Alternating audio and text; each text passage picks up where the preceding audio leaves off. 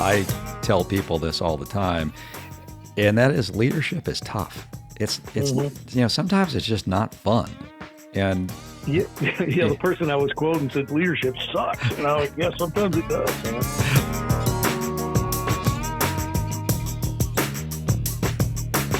Welcome to the Business Owner Transition Podcast, where we help you not just exit your business, but create an elite exit by maximizing value, transitioning on your terms, and most importantly, doing it all without regret. So strap in and join us for some fun, and let's go get to it. Hi, everybody. Welcome back to the Business Owner Transition Podcast. I'm Mike Quinlan, and I've got Captain Retired T.D. Smyers. He is an old friend and an expert in the world of leadership. He's got a podcast called A Bold Leader, which is really interesting. I encourage all of you to go out there and look at it or listen to it. And you can do that on Apple Podcasts. And listen, I want you to stay with us till the end of this podcast because we're going to answer a really important question for you. And that question is this: if you were going to work on the leadership culture of your company, what is the first thing you need to work on?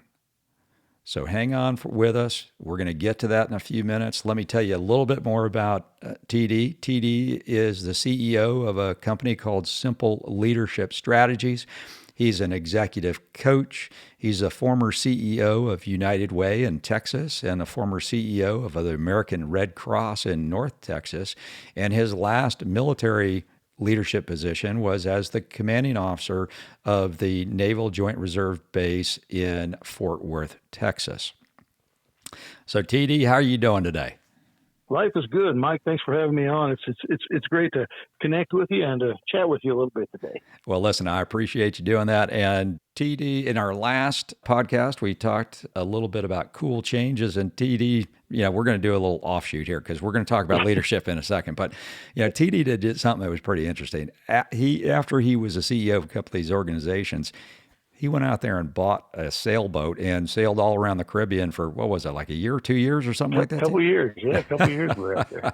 Yeah. Well, welcome back to the mainland. Thanks. Yeah, I got my sea legs pretty quick, and I lost them pretty quick when we came back. So it's good to be back on terra firma.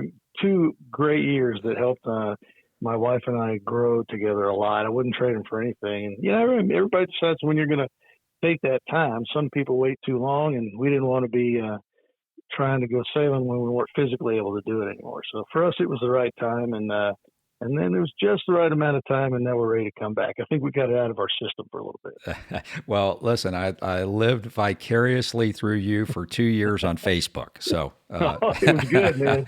Yeah, it was all good. Well, listen, I want to talk a little bit about a recent podcast you did called The Anthrax Crucible. So the Anthrax Crucible is about 2 similar organizations with very different leadership cultures that handled a defining moment in their organization in 2 different ways with very, very different outcomes. And, TD and I were both in the same place at the time. I was across the street, and I was in a training unit that helped train all of these people that we're going to talk about. So, TD, why don't you tell us a little bit about the Anthrax Crucible? Yeah, thanks, Mike. It was an exciting time for me too, but being able to put it on the podcast and on the blog. And by the way, this is something I've shared with American University's leadership program, with MBA classes at Texas Christian University, I think, Fort Worth, Texas.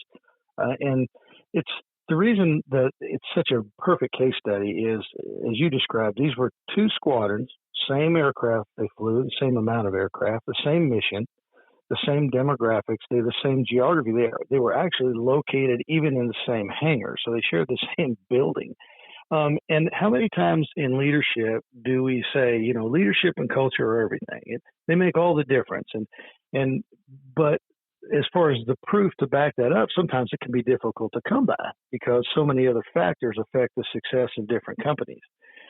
In this case, the only thing that made these squadrons different was their leadership and the culture that leadership developed over the months and years prior to this defining event. The defining event was the requirement for every sailor in the squadron to take the anthrax vaccine series. It was a 6-shot series against anthrax because both of these squadrons were being ordered to operate in the Korean area of responsibility, and North Korea was believed to have weaponized anthrax. So the requirement for force protection was everybody's got to be vaccinated against it. Well, mandatory vaccines weren't more popular back then than they are now. And the internet was just kind of ramping up. And so there was a lot of information out there that made people really fearful of taking this vaccine. And, in case some folks listening to this podcast think, yeah, but you guys were in the military, right? The commander says, take the shot, and everybody just rolls up their sleeves and takes the shot. These were reserve squadrons, so the vast majority of air crew that were flying those aircraft were reservists or part-timers, essentially volunteers. So they had served some time in the active duty, then they had left and gone and created civilian careers, electing to come back and work on a part-time basis as reservists and use those skills that the Navy had taught them. And so they got paid to do that periodically. But what the most important part of this is they could leave anytime they wanted to. So it wasn't like they had to do things. They had to do things to continue to drill, but they didn't have to continue to drill. So we were faced with a situation where the squadrons had to train their air crew as teams. They had to gain their qualifications as teams and take them to Korea as teams. And if anybody on that team changed, then the certifications and for that crew, the qualifications for that crew were invalid. So it was crucially important for leadership to get this right.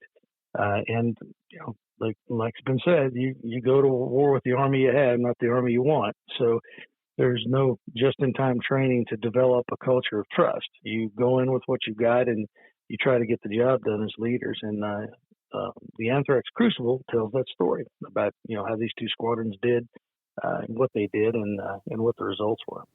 Yeah, and it's a great story, and it's not one that we can tell the whole story on this particular podcast, but what would you say was the key or defining moment in how both of those squadrons handled this particular issue? Sure. Well, there's a case to be made, and I've even had this conversation that even if these squadrons had done the same stuff tactically, had elected to handle the anthrax requirement the same way, that there would have been different results because the level of trust that was resident in the cultures of the two squadrons were that different. That could be true. However, to drive the point home even more, the tactical decisions that the leaders made were very different. They weren't the same, and they were different because those cultures led them to make different decisions. So, to your point, it's often said that the top leader sets the tone, and in this case, the squadrons were conversing with each other. They were talking with each other, trying to kind of get together on how we might approach it. And it was decided by one squadron that they would break the news to their sailors using an expert from Washington who could come in and had all the information at their disposal and would present that to their sailors at an all-hands meeting where everybody got together. The other squadron said, well, we believe that our flight surgeon has developed a trust relationship with our sailors. I mean, if you were an air crewman, you had to go see the flight surgeon every year for your flight physical. And so the second squadron decided to use the flight surgeon to present the information, gather all the information he could, and as a trusted medical professional, provide that to the sailors. At the meeting where this happened, the results were very diametrically opposed. One squadron didn't have a trust relationship with this person that was coming in providing them all this information, and because they didn't trust him, they looked at it kind of dubiously. They said, well, this guy has to tell us that, right? He's coming in with this slick presentation and all these polished facts, and he's giving us this, but we don't believe what he's saying because he's from Washington. And conversely, the other squadron got to hear it from their trusted flight surgeon, and it was a much more stable approach. But this all hands set the stage for what I think was the pivotal moment. And that's when the first squadron's commanding officer stood up and was one of the most vocal opponents of the vaccine requirement. Now, when the CEO of an organization is going to stand up and vocally oppose working with another company or structuring a certain way, the odds of that being successful aren't very good. And it was the same way here. When the commanding officer stood up and expressed discontent, then that just set off a tidal wave of discontent with the rest of the squadron. The second squadron, however, the commanding officer stepped forward while the flight surgeon was talking to the squadron, rolled up his sleeve. The rest of the top leadership team stood up with him, rolled up their sleeves, and a corpsman gave all of them the first shot.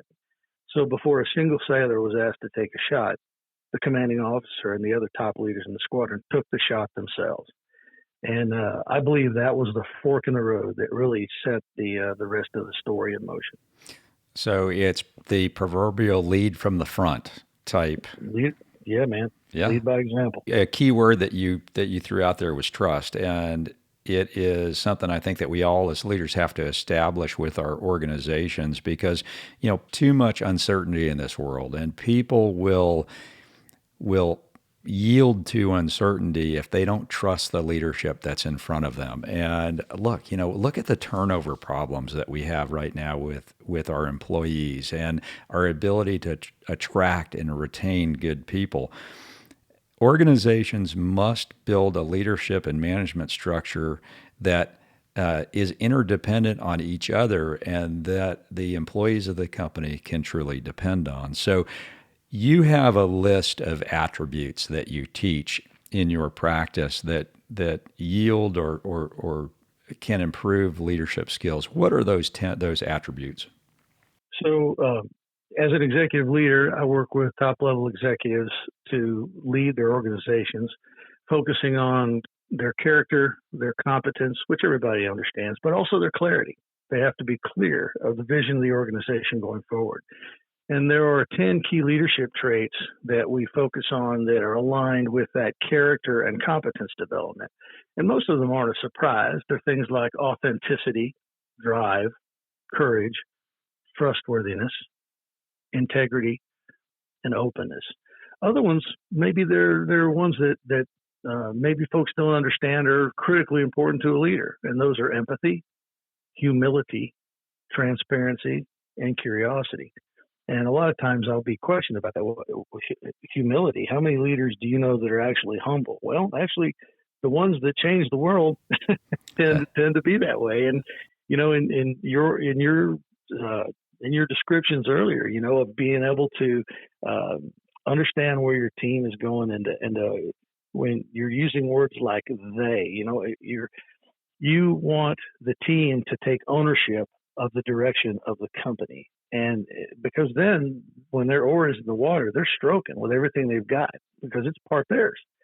They have that loyalty and that connectedness to the mission of the organization. So with my work as a executive coach, I focus that on those kind of things for the top leader. And then at Simple Leadership Strategies, we do training for what we call leaders at every level. And it's a cultural change model when you can take your managers and help them be better managers by executing these 10 traits, but also developing in them a quiver full of leadership arrows that they can now use as they grow into leaders. And that tends, by the way, to grow your retention phenomenally, because now you've got people that are growing within an organization. People often want to grow, right? So they can get to the next level and promote and provide for their families better. So retention goes up in organizations that master these kind of things that we just talked about. Yeah, so it also, the value of the organization can dramatically improve as well. So think of it this way. We are trying to create these elite exits for our clients and our students. Elite exits are maximizing transaction value, doing it on your terms, and doing it without regret. The two critical pieces of that formula are transaction value and doing it on your terms. And the leadership team and management team are critical in establishing increased value, but also critical in establishing that ability to leave on your terms. If you have a high quality management team, then the acquirer is much less likely to ask you to stay around for any length of time, which most owners, they're ready to go. They're ready to go do like you did and go get on that boat and get around the Caribbean, you know? Yeah, man. Well, your checklist is a smart checklist. You know, the M Good checklist. And you know, we've talked a lot about the M, right? The management piece and how important it is that that's aligned. So that's a pretty cool thing that you guys got going. Oh, we appreciate that. And you just said that great segue. It's like I paid you to do this or something, but and you didn't. I know. Well, you and I will drink a beer together next time we see You're each other. on. But alignment is key, right? So you can have talented executives, but if they're not aligned to the mission, vision of the organization, and able to develop and measure the strategies that are required to carry out that mission and vision, then you just have a bunch of really good people that are going in different directions. And I know that you see that when you go into these companies. So how do you talk to people about that? Well, we see it all the time. And, you know, the creating alignment within an organization, beginning with your vision, your mission, and either a set of values or a set of guiding principles. Some organizational cultures lean one way or another in terms of how they like to kind of outline the day-to-day operations. But, and you said it very succinctly, man, you know, without that alignment, you could have the highest talented individuals in your entire industry. But unless you've got them stroking with an oar you know, with their oar in the water with 100% of their effort, then your ship isn't going to go straight. You and I were both navigators in the Navy, and if your course is off 1 degree when you leave the east coast of the United States heading for Europe, you wind up in Africa. You're on a different continent. So, having that alignment so that your high power players are doing what you paid them to do, but doing it in alignment with a set of with a vision and a mission that you've communicated to them clearly with clarity. Then that's becomes crucially important to the success and the value of an organization. Yeah, and I think that you said something really interesting earlier, and I tell people this all the time, and that is leadership is tough. It's Mm-hmm. you know, sometimes it's just not fun, and Yeah, yeah. The person I was quoting said leadership sucks, and I was like, yeah, sometimes it does, man. that's right. And I always tell people that's why they pay you the big bucks, right? Yeah. You Well, sometimes you have to lead, right? and sometimes, and that oftentimes means you have to lead when it's unpopular, right? Nobody wanted to take the anthrax vaccine in those two squadrons. Nobody was happy about it, and many people were very fearful of it. So the reason, matter of fact, we talked about this a little bit earlier. The reason I call my blog a bold leader, and that's actually what I call my coaching practice too, is because boldness is something that I've seen demonstrated by all the leaders I know who have made a difference in my life, who have changed their industry, or who have changed the world. They've all had different character traits in their leadership styles, but boldness is their common trait. And you know, sometimes you're going to encounter situations where the rules haven't yet been written, or the rules are now anachronistic. They've been written for a situation that existed a while back. I mean, with the pace technology is changing us right now, we have a lot of rules that are outdated. And so bold leaders will step outside of them and create new ones with the way that they lead. Yeah, and look at the examples that I give are three major defining moments in U.S. history and the leaders that brought those about. And the first one is Apple Computer, right? And the challenge that Steve Jobs gave to his leadership team to create something wildly different, to create something that was totally aligned with their mission statement about people's ability to use and benefit from technology. When he made that challenge to his team, that bold challenge, they came out with the iPhone. Changed the way everybody does business today. So an amazing, amazing challenge that led to an amazing result. The previous one in history was putting a man on the moon. And President Kennedy, walked into NASA and said to them, hey, listen, you guys have all of these missions and you have all of these goals and you have all of these objectives, but you know what? None of them are aligned, and we are spending billions of dollars on you guys. There's only one thing I want you to do. I challenge you to put a man on the moon by the end of this decade. Yep. Sure enough, they did it. We did. Yep. And then and go ahead. Go ahead. No, you go ahead. Well, the way you described it is impressive, and it uses that they, right? That this was the impetus on the teams to do this. This was the emphasis on NASA. It was you guys, put them out on the moon by the end of the decade. Kennedy didn't know how that was going to happen. He didn't need to. He just needed to set that, big, hairy goal up there, that audacious goal, that bold goal. And they got there. The same thing with your iPhone example is an awesome one. I remember my wife and I talking when the iPad came out. We're thinking, what good is this? Who needs an iPad? You have an iPhone, or you have a laptop or a computer. Who needs it? Well, they created an industry that we didn't even know we wanted. Right? No feasibility study was going to say that was something that was needed. They created that industry, based on that boldness. Right. Yeah. It was impressive. I had a talk with one of my students this week, and he posed a problem to me. He said, "Hey, listen, this is what I'm trying to accomplish over the next 2 years." And I listened to him, and he laid out all the personal, professional reasons that he wanted to do this and make this change. And at the end of it, I looked at him, and he was kind of looking at me, and I just kind of said to him, I said, well, who other than me have you told this to? And he said, well, I haven't told it to anybody. And I said, do you think that the management team of your company has the creativity, the ingenuity, and the ability to design this plan and execute it for you? And he said, yeah, I think they do. I said, challenge them. Yeah, man. This is your job as a leader, is to challenge your people to be able to be better than they are singularly, to be better as a team and create unbelievable outcomes. Yep. And he was the only person that could have done that. So, your team is focusing on what you hired them to focus on, right? I tell this to executives all the time. If you're not looking over the horizon, if you're not planning beyond what you can see in front of you, nobody else in your organization is. So that means nobody is. So you're a ship without a rudder, man. That's right. And it's great. All right. So I love it.